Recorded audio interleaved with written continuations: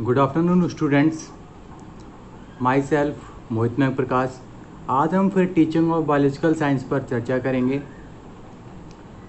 आज फिर हम लेसन प्लान पर चर्चा करेंगे, जिसमें आज का हमारा टॉपिक है श्वसन यानी रेस्पायरेशन। तो इसमें कौन कौन सी चीज़ें आएंगी? विषय विज्ञान, उपविषय जीव विज्ञान, प्रकरण श्वसन, कक्षा 8 वर्ग आ चक्र, अवधि 30 मिनट। सामान्य उद्देश्य छात्रों में विषय के प्रति चिंतन उत्पन्न करना। दूसरा, छात्रों में विषय के प्रति चिंतन उत्पन्न करना। दूसरा, छात्रों में विज्ञान के प्रति चिंतन उत्पन्न कराना। तीसरा, छात्रों में तर्क शक्ति की क्षमता को विकसित कराना। चौथा, छात्रों को विज्ञान का व्यवहारिक ज्ञान प्रदान कराना। विशिष्ट ज्ञान या विशिष्ट उद्देश्य, छात्र श्वसन के विषय में ज्ञान प्राप्त कर सकेंगे। दूसरा, छात्र श्वसन तंत्र के विषय में ज्ञान प्राप्त कर सकेंगे। अगला, छात्र मानव श्वसन प्रक्रिया के विषय में ज्ञान प्राप्त कर सकेंगे। पूर्व ज्ञान, छात्र श्वसन के विषय में सामान्य जानकारी रखते हैं। शिक्षण सहायक सामग्री, पहला पीपल का पत्ता, दूसरा फूल, तीसरा गुब्बारा।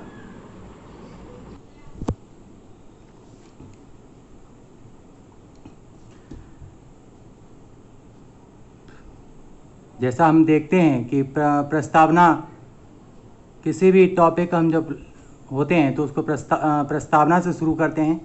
तो हम उसके पूर्व ज्ञान के अनुमान के अनुसार प्रश्न पूछते हैं। पहला प्रश्न, खेल के मैदान में कौन कौन से खेल खेलते हैं? खेल के मैदान में हम खो खो आदि खेल खेलते हैं। दूसरा, तेज़ दौड़ने के बाद रुकने पर हमें कैसा महसूस होता है? तेज़ गति से दौड़ने के बाद हमारी सांसें ज़ोर ज़ोर से चलने लगती हैं। अगला, हमारी सांस तेज़ी से क्यों चलने लगती हैं? उसका उत्तर, श्वसन दर बढ़ जाती है, इसलिए हमारी सांसें तेज़ी से चलने लगती हैं। अगला प्रश्न, श्वसन प्रक्रिया से आप क्या समझते हैं? ये समस्यात्मक प्रश्न है, क्योंकि छात्र इसको नहीं जानते हैं और इसका उत्तर नहीं दे सकते, इसलिए अस्पष्ट उत्तर। ये हमने प्रश्नोत्तर विधि के माध्यम से इसको पूछा था। अब छात्र अध्यापक या छात्र अध्यापिका कथन, इसको व्याख्यान विधि के द्वारा क्लैरिफाई करेंगे। तेज़ दौड़ने से हमारी सांसें तेज़ गति से चलने लगती हैं, यह श्वसन प्रक्रिया कहलाती है। छात्रों, आज हम श्वसन के विषय में विस्तार पूर्वक अध्ययन करेंगे। तो किसी भी उसको हम 3 पार्ट में डिवाइड करते हैं। आज के टॉपिक को भी हमने 3 पार्ट में डिवाइड किया है। पहला है श्वसन। तो पूर्व ज्ञान के अनुसार विकासात्मक प्रश्न पूछेंगे। पीपल का पत्ता हाथ में दिखाते हुए, आप मेरे हाथ में क्या देख रहे हैं? हम आपके हाथ में पीपल का पत्ता देख रहे हैं। दूसरा प्रश्न, पीपल का पेड़ हमें कौन सी गैस प्रदान करता है? तो पीपल का पेड़ हमें ऑक्सीजन गैस प्रदान करता है। श्वसन से आप क्या समझते हैं? अस्पष्ट उत्तर। छात्र इसका उत्तर नहीं दे सकते, क्योंकि छात्रों को श्वसन के बारे में इतनी जानकारी नहीं है। तो छात्र अध्यापक या छात्र अध्यापिका कथन, इसको व्याख्यान विधि के माध्यम से क्लैरिफाई करेंगे। वातावरण की ऑक्सीजन युक्त वायु को नाक से फेफड़ों तक पहुंचाने की क्रिया को श्वसन कहते हैं।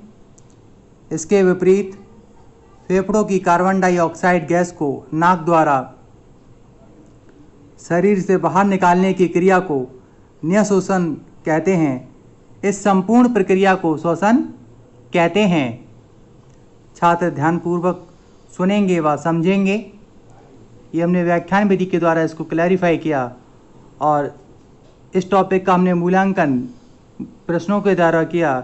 अंतःश्वसन में किस गैस का उपयोग होता है और निःश्वसन की क्रिया में कौन सी गैस बाहर निकलती है।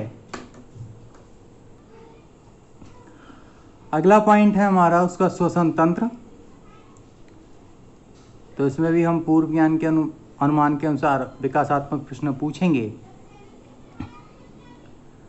पहला, फूल दिखाते हुए आप मेरे हाथ में क्या देख रहे हैं। हम आपके हाथ में गुलाब का फूल देख रहे हैं। तो फूल की सुगंध किस अंग द्वारा ली जाती है। फूल की सुगंध हम नाक द्वारा लेते हैं। तो अगला प्रश्न है, मानव श्वसन से आप क्या समझते हैं। छात्र इसका उत्तर नहीं दे सकते, छात्र निरुत्तर।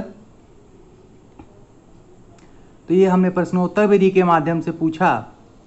अब छात्र अध्यापका इसको व्याख्यान विधि के माध्यम से क्लैरिफाई करेंगे।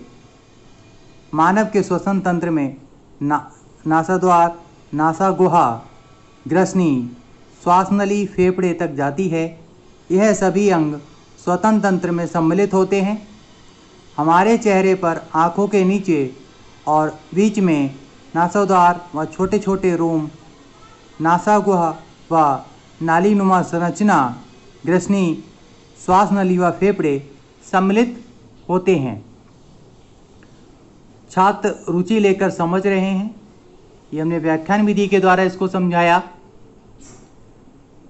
इस पार्ट का छात्रों में कितना इफेक्ट पड़ा तो उसका मूल्यांकन हम प्रश्नों के द्वारा करेंगे। पहला प्रश्न, श्वसन की क्रिया कौन से अंग से शुरू होती है। दूसरा प्रश्न, श्वसन तंत्र में कौन से अंग सम्मिलित होते हैं। अब अगला पार्ट, श्वसन प्रक्रिया। तो इसमें भी हम पूर्व ज्ञान के अनुसार विकासात्मक प्रश्न पूछेंगे, जिससे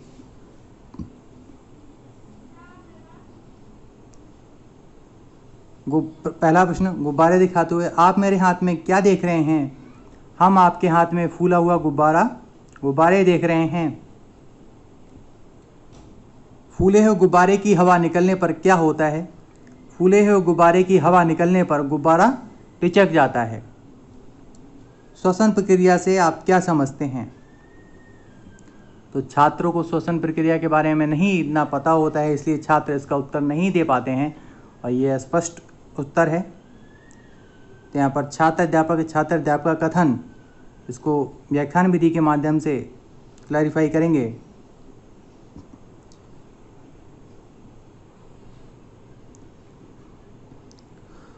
अंतःश्वसन में ली गई ऑक्सीजन युक्त वायु नासाद्वार से होकर नासागुहा में प्रवेश करती है।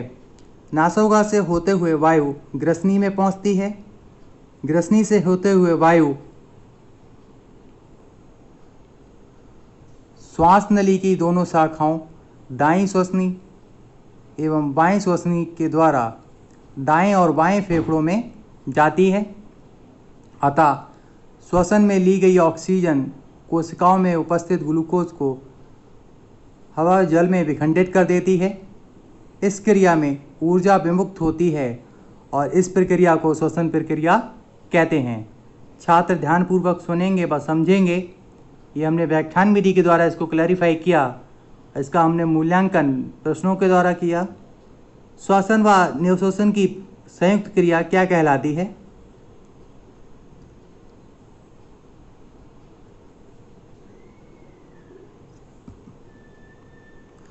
छात्र अध्यापक द्वारा दोनों शिक्षण बिंदु को श्यामपट पर अंकित किया जाएगा।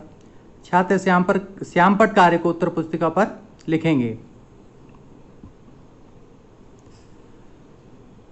छात्र अध्यापक छात्रों को अब श्यामपट कार्य को उत्तर पुस्तिका में लिखने को कहेगा तथा कक्षा में घूम घूम कर निरीक्षण करेगा और अनुशासन के प्रति भी सजग रहेगा। गृह कार्य अभ्यास में आता है। यह श्वसन तंत्र में सम्मिलित अंगों के नाम बताइए। ये छात्र गृह कार्य घर से करके लेकर आएंगे।